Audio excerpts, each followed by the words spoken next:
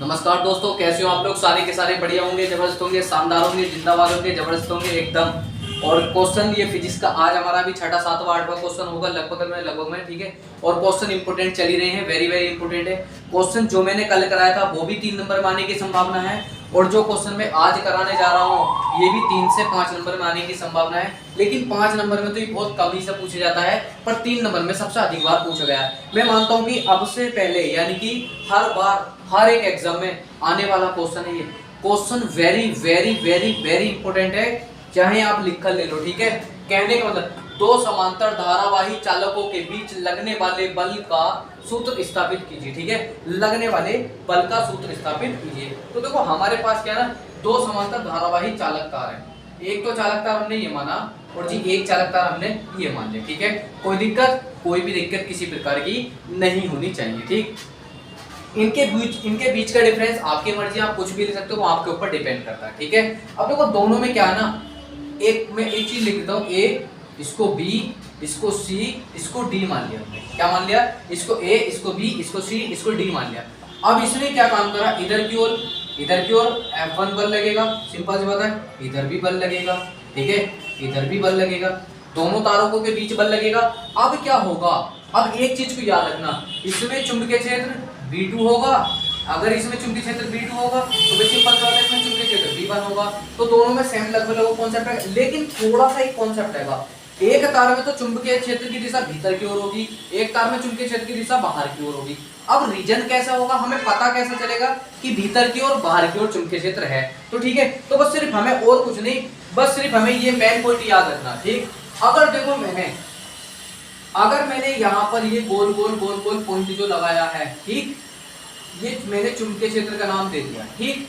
और इधर मैंने लगा दिया दोस्तों क्रॉस का, किसका लगा दिया? इधर मैंने लगा दिया क्रॉस का। अब एक बात का एक अंदाजा लगाओ आप लोग, शोर थोड़ा सा दोस्तों ज्यादा आ रहा है, लेकिन अचानक से वीडियो अभी स्टार्ट की है, एकदम से ही अपने काम स्टार्ट करने लगे। पर कोई बात नहीं, थोड़ा सा एडजस्ट तो करनी पड़ेगा, कर लो, क्योंकि माइक भी नहीं है। माइक भी जिसका था वो हमसे लेकर जा चुका है, रेंट पे तो हम माइक चला रहे थे। पर कोई दिक्कत नहीं, कभी न कभी अपना भी होगा, बाकी कोई दिक्कत नहीं है। सपोर्ट करते रहो, बस दिल से और जान से, पूरी मेहनत से सपोर्ट करते रहो। बस आप लोगों से मैं रिक्वेस्ट करता हूँ इसी चीज़ की, ठीक है। तो प्लीज़ कृपया करके रिक्वेस्ट करता हूँ सारे के सारे, ठीक है। तो दोस्तों इस पे चुंबकीय क्षेत्र V1 हो गया, और इस पे दोस्तों चुंबकीय क्षेत्र V2 हो गया, ठीक है। हमने क्या काम करा, चुंबकीय क्षेत्र। अब देखो एक चीज बताओ, यहाँ पे मैंने कोई एक एरो का चिन्ह बनाया, एरो के पीछे कुछ ऐसे भी होता है। अब आपको इस तीर की अगली वाली नोक जो होगी, कहने का मतलब इस तीर की अगली वाली नोक जो होगी, तो आपको कुछ इस आकार से दिखाई देगी। आप कहोगे हाँ भैया इस आकार से दिखाई देगी। अब मैं इसी चीज को ऐसे कहने लगूं, क्या अगर इस तीर का अगर आपको क्रॉस यानी कि मल्टीप्लाई दिखाई देता है, तो क्या आपको कुछ इस तरीके से दिखाई देगा? आप कहोगे हाँ भैया बिल्कुल नजर आएगा। तो बस इस चीज को याद रखना, जब भी अगर कोई पॉइंट सा दिखाई दे तो चुंबकीय क्षेत्र की दिशा किधर की ओर दोस्तों? बाहर की ओर, ठीक है। चुंबकीय क्षेत्र की दिशा किधर की ओर? बाहर की ओर। अगर आपको क्रॉस में दिखने लगे तो चुंबकीय क्षेत्र की दिशा किधर की ओर? भीतर की ओर। बस इस पॉइंट को, जैसे मैंने माना कि मेरे पास ये मार्कर है, ठीक है, मार्कर का कैप ब्लू कलर का है, तो अगर मैंने इस ब्लू कलर को क्या काम करा, चुंबकीय क्षेत्र की दिशा, अब आपको पता चल गया, यानी कि ये तो इसकी नोक हो गई, बाहर का एरिया हो गया, ऐसा मान लो, ये मैंने खोल लिया, इसकी नोक हो गई, तो चुंबकीय क्षेत्र की दिशा किधर की ओर दोस्तों? बाहर की ओर, ठीक। अगर मैं इसी को ऐसे करके करने लगूं, तो अब आपको इसके पीछे का हिस्सा दिखाई देगा ना, तो चुंबकीय क्षेत्र किधर की ओर दोस्तों? बाहर, भीतर की ओर होगा, ठीक। अगर इधर से करूंगा तो बाहर की ओर, इधर से होगा तो भीतर की ओर। बस मेन पॉइंट आपको यही समझना था, और इसमें समझने की इतनी बारी कोई जरूरत नहीं है।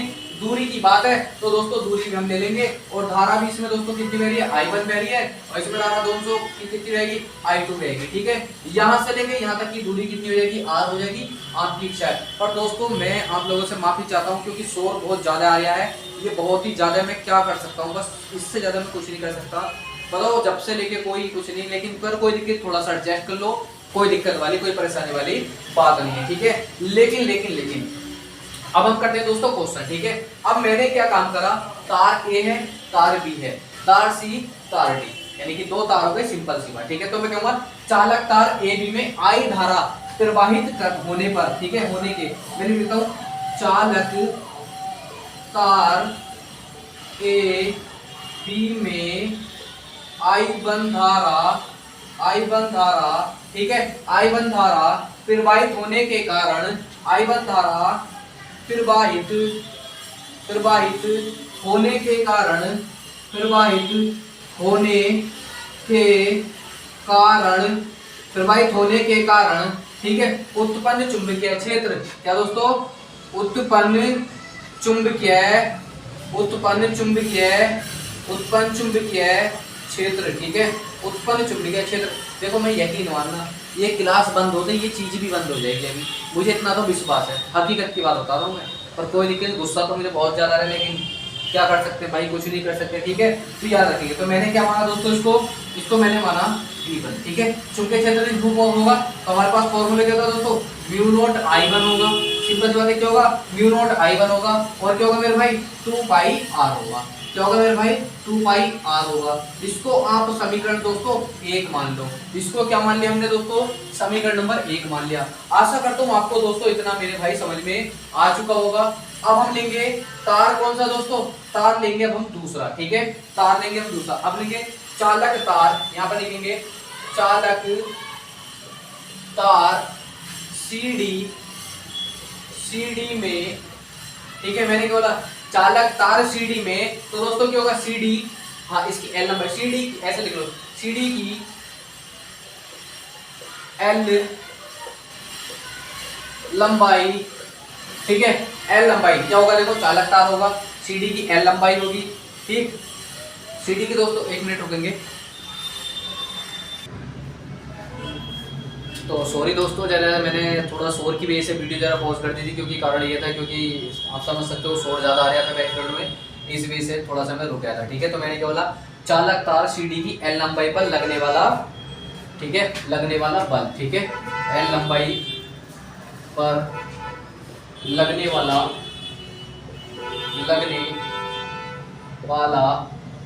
बल। अब देखो बल तो आपने देख लिया, बल का फॉर्मूला क्या होता है, बस आपको एक चीज याद रखना, F बराबर, ठीक है, आपको सिर्फ एक चीज याद रखनी है, F बराबर, ठीक है, F बराबर I